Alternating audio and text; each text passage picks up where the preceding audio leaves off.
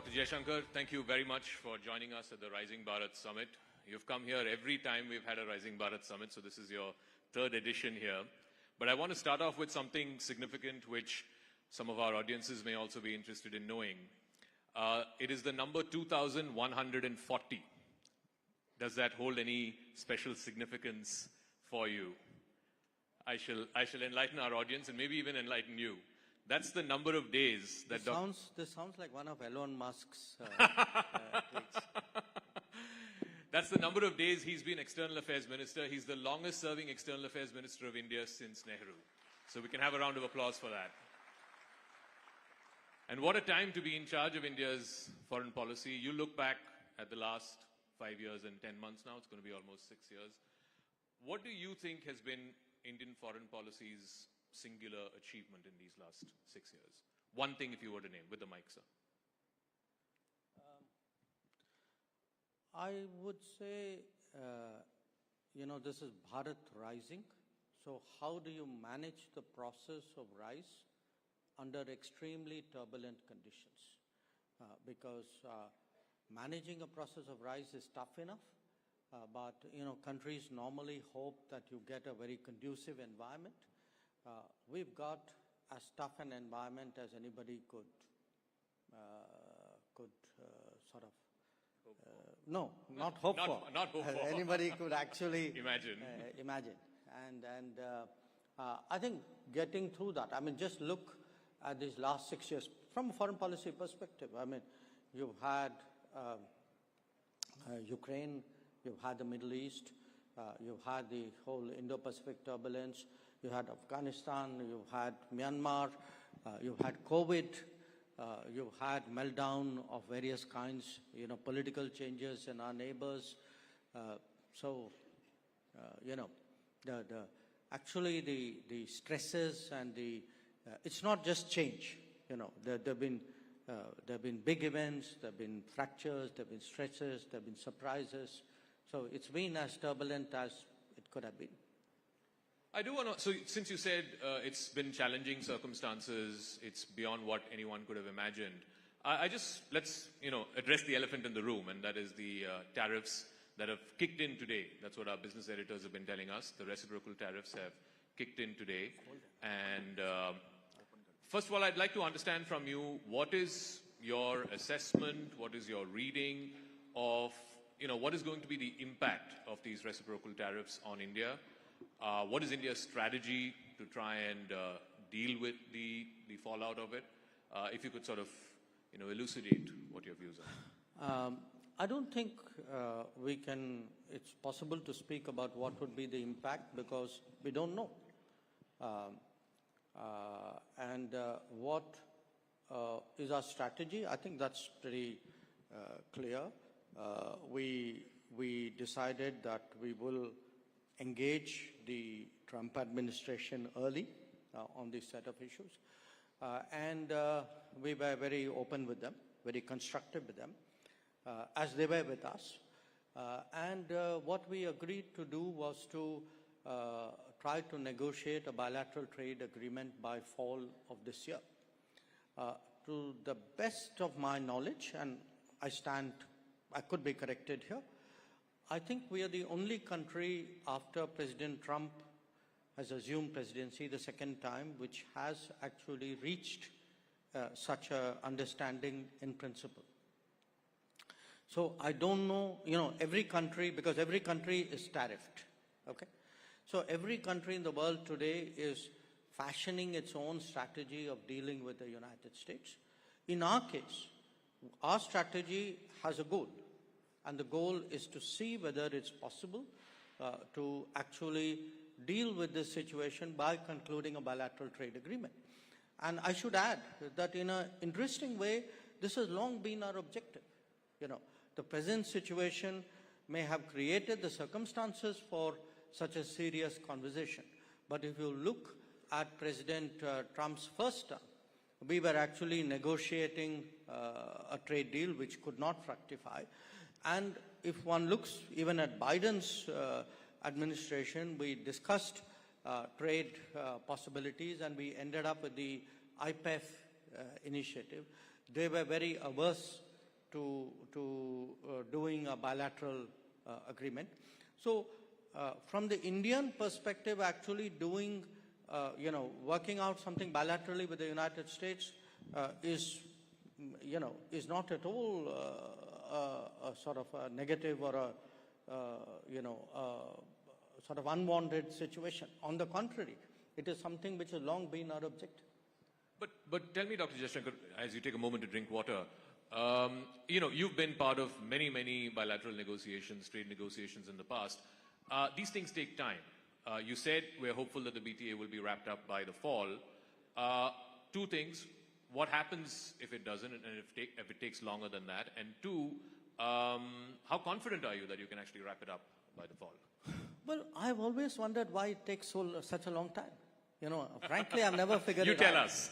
No, I've never figured it out because, I see, we have trade negotiations which have been going on for decades. And the negotiators meet, I think, every 6 months or 3 months or 4 months. And I wonder why. I mean, if I were doing a negotiation, I'd be at it till I got the job done. And I think today, when I look back at the last, since the Prime Minister's visit, I'd say mid-Feb, so we're about 6 weeks since then, we've actually had multiple rounds in this period. I think we've had more periods, discussions with the Americans in the last 6 weeks than I suspect we've had with the Europeans in the last 2 years. Wow. More discussions with the US in the last 6 weeks than what you've had with Europe in 2 years. But you're also sort of accelerating the FTA talks with EU, with UK and so on. Do you think that, this is a 35,000 feet view question, do you reckon that Mr. Trump, by doing what he's doing, is forcing other countries to start trading more with each other and start processing these FTAs in a quicker fashion? Look, you are attributing everything in a way to President Trump. I understand why. But I want you to look at it for a moment from an Indian perspective. Sure. Okay? Let us say, since the beginning of reform, 1990s, in 30 years, what are your FTA agreements? They're largely to the economies east of India, with the ASEAN, with ASEAN members, with Japan, with Korea, Australia, which is not the same. Now, where are actually your big, many of these are competitive economies. Yeah. Okay. In fact, with most of these countries, we are running today trade deficits. Now, where is the natural growth potential for our exports? It's to the countries west of us.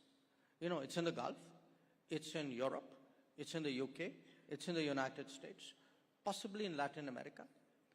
And actually, those are the agreements which have lagged behind. So it's been our endeavor, I can tell you. I mean, from 2014, for example, we've been pressing the Europeans saying, look, can we re-engage, because we had stopped engaging. Then after Brexit, we responded very quickly to the UK's interest in reaching an agreement. And we see an opportunity, in the current situation vis-a-vis the United States. These are, to me, really the priorities which we should be doing. We should be doing it in our own interest, not because some other president of another country says he's created a situation. I want to talk a little bit about Europe, because you had sort of become a bit of a lightning rod for them about talking about oil imports from Russia, saying how can you import from a country that's gone into war and invaded and so on. And you've laid out very articulately for India and for the rest of the world what India's position is.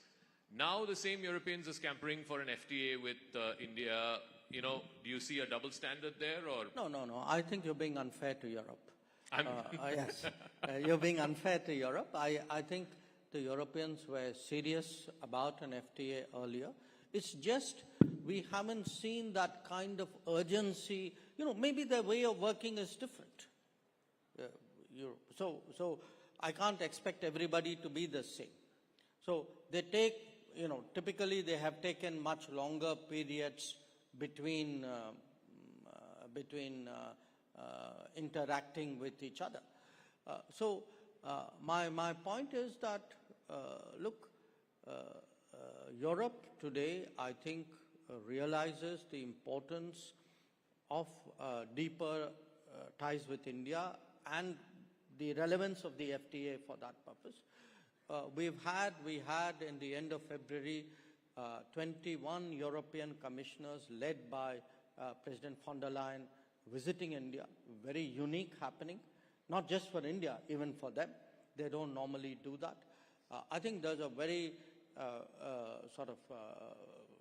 serious message coming out of Europe saying we want to move forward on this. We welcome it, we reciprocate it, and I'm pretty confident that just as we are seeing a very intense engagement with the United States, and by the way with the UK as well, I expect the pace to pick up with Europe.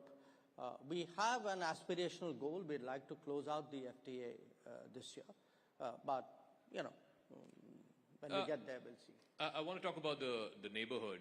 Last time you were here at the summit, the big concern, the big talking point was the relationship with China, and you had said that the relationship is not normal, and we need to deal with the situation at the border for the relationship to become normal. Now there's been a disengagement process. The Prime Minister has met with the Chinese President. You've met with your counterpart, I think, on a couple of occasions since then. How would you describe the state of the relationship with China? How far away from normal is it? Well, it's obviously better than the last time I was here. Sure. I think the disengagement, particularly the Depsang-Demchok, was important. We are now addressing, to some extent, issues on the border because there's been a force build-up over a period of years. But there were many other things which also happened during this period. Some of it was a collateral of the situation. Some of it was actually a carryover from the COVID era. For example, our flights, direct flights, stopped during COVID. They were not resumed. The Kailash Mansarovar Yatra stopped during COVID. It did not again resume. So I think there is work to be done. We are at it. We are, sort of trying to see whether a lot of this post-COVID and, parallel to the border tension, the combination of these issues, how much we can progress on this. We are looking at it because at the end of the day, we have always maintained that the situation which we saw between 2020 and 2024 was not in the interest of either country. It was not in the interest of our relationship. And I think there is a recognition of that now. So it's on the road to being normal again? Well, I think we are moving in a positive direction. The problem with your profession is you want instantaneous transformation. The challenge of my profession is it's a very arduous and painstaking one. I'm glad that we are sticking to each other's respective professions. But, because there's so much talk around trade and because President Trump has made that the point of conversation, you referred to, we have trade imbalances with a lot of countries to the east, right? Is this, you reckon, an opportunity, again, academically speaking, an opportunity for India to look at some of those trade relationships and say that, these imbalances cannot sustain? Just like America is saying that, an imbalanced trade relationship is not working for them. Well, we've had concerns. We have articulated those concerns. This is not my direct remit, but I have a visibility into it, and we work as a team within the government. I think one of the issues for us, for example, has been the review of the ASEAN-India Trade in Goods Agreement, ITIGA, which we believe has been unnecessarily prolonged. I think it's important for all countries today to realize that the nature of the global discourse on trade is changing. There are new parameters, there are new metrics of judgment. I think countries will do what they need to do to protect their businesses, to protect their labor, to protect their societies. We cannot be an exception to it. So I think we have concerns with many of the countries east of us, countries with whom we have FTA arrangements, and also countries with whom we don't. Prime Minister was recently at the BIMSTEC summit. You were there with him. It's the first time that he met with the new interim leader of Bangladesh, Professor Yunus. There's been a lot of concerns here in India about some of the statements that have been made by the leadership there, some of the goings-on the ground, whether it's attacks on minorities, so on and so forth. From within whatever you can divulge in the public domain, what did the Prime Minister tell Professor Yunus, particularly on this comment about India's northeast being landlocked and, Bangladesh being the gateway to the ocean, and also on the attacks on minorities, on both those issues? No, look, I think the main messages from our side, which came out at the meeting, one, that our relationship with Bangladesh, for historical reasons, is a very unique relationship. It's a very fundamentally a people-to-people connect, much more so perhaps than any other relationship than I can think of. And that's something we need to recognize. So, it's not necessarily one of the government of the day. Secondly, we have concerns. We have concerns about the rhetoric which is coming out of people in Bangladesh. We have concerns about radicalizing tendencies we see. We have concerns about the attacks on minorities. And I think we were very open about sharing those concerns. Again, as a country which, no country wishes Bangladesh well more than us. That's in our, I would say almost in our DNA, if you can say that. And as a well-wisher, as a friend, I think we hope that, they make go the right way and do the right things. And as a country with a, which has a democratic tradition, democracies require elections. That's how mandates are given and mandates are renewed. So, we hope that they go down that path. From well-wishers to not-so-well-wishers, I want to talk about Pakistan. Two questions. One, because this news just came this morning, the Tahir Rana, who's the convict in the 26/11 attacks, is likely to be extradited perhaps in the next 24 to 48 hours. So I want your comment on that. And second, this whole thing, Balochistan seems to be in a bit of a flux, and Pakistan has resorted to its old, copybook that, India is doing this, so on and so forth. So on both those issues, I would like your there's nothing really new that I can say on the Tahir Rana issue. I mean, obviously, we welcome the decision of the American legal process. On the Balochistan issue, look, I don't want to say anything. I mean, there is clearly a very disturbed situation there. People are suffering there. And if I say something, there'll be finger pointing. So I don't want to say it. But just on the principle that, every time India says there is terrorism emanating from Pakistan targeting India, you're met with a stone wall. Look, Zaka, I don't have to say it. It's visible. Even they say it.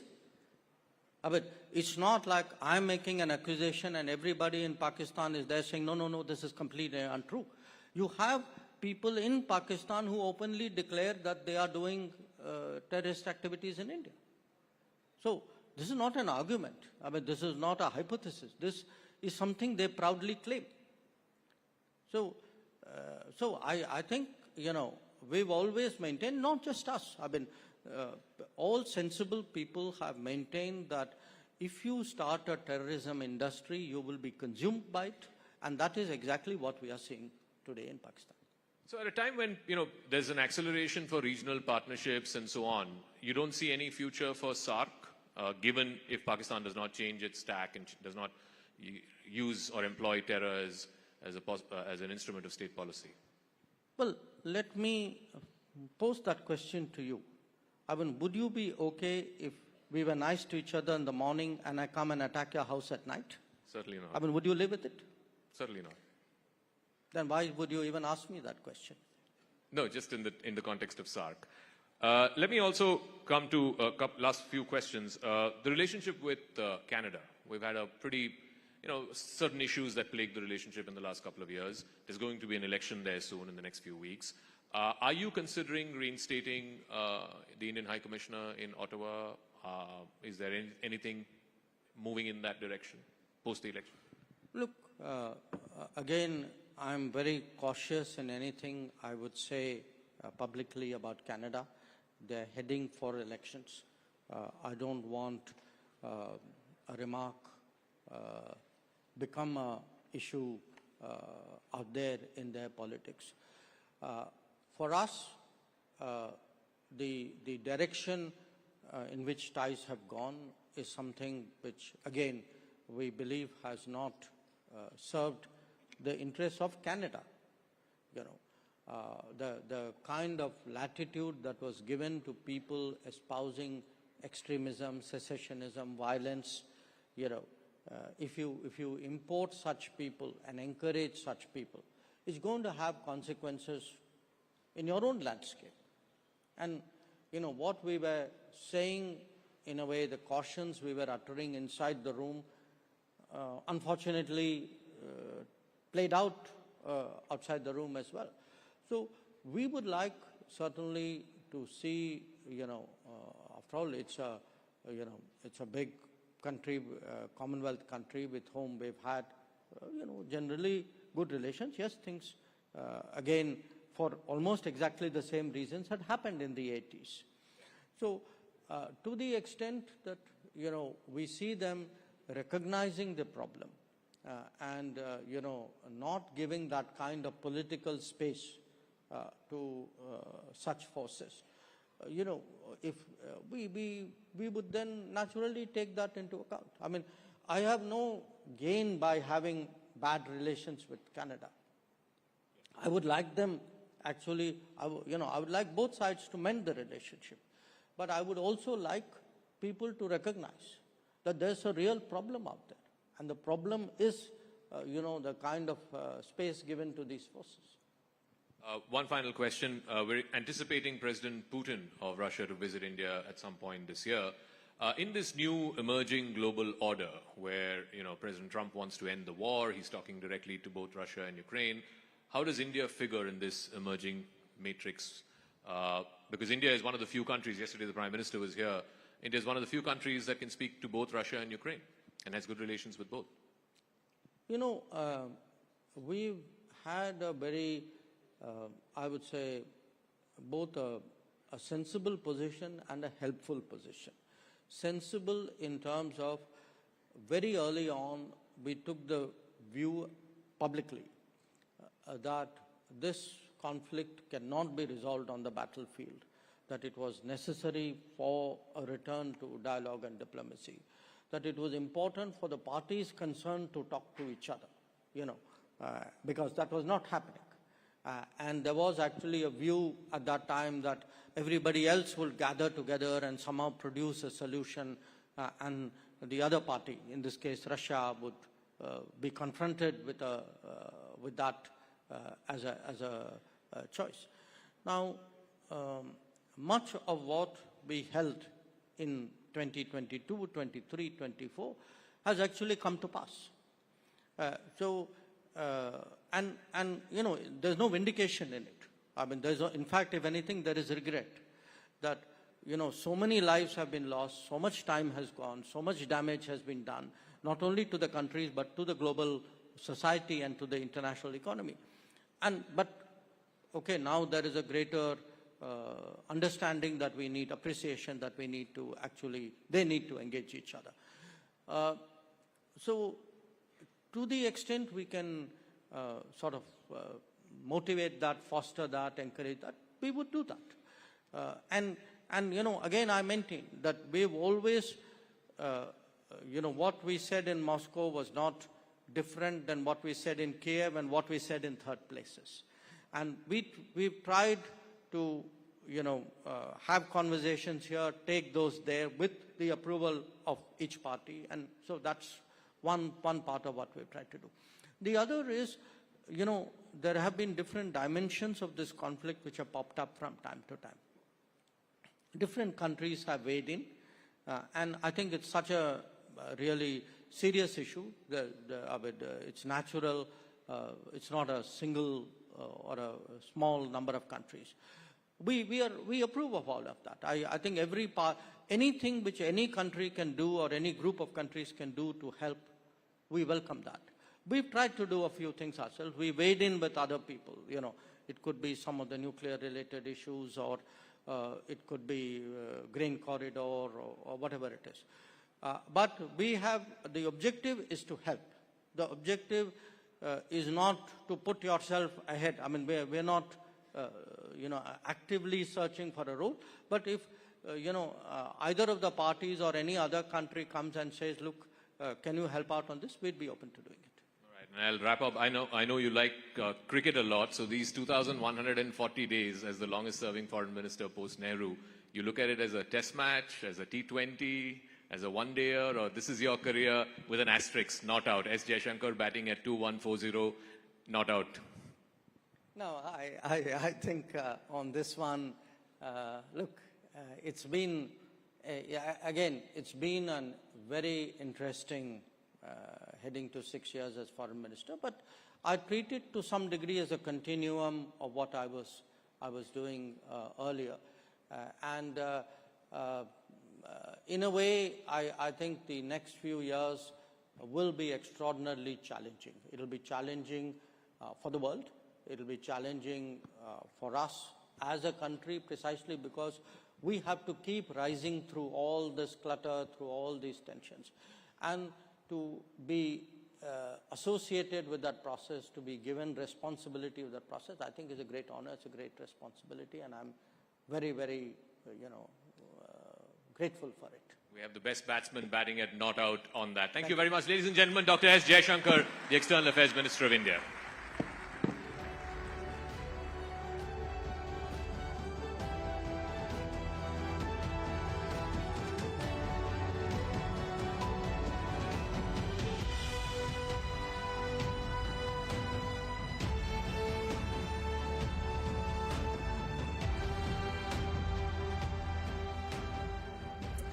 Thank you, Dr. S. Jaishankar, for sharing your deep insights on the granularities of global security, strategic affairs, diplomacy, and of course, trade at this moment. Okay, ladies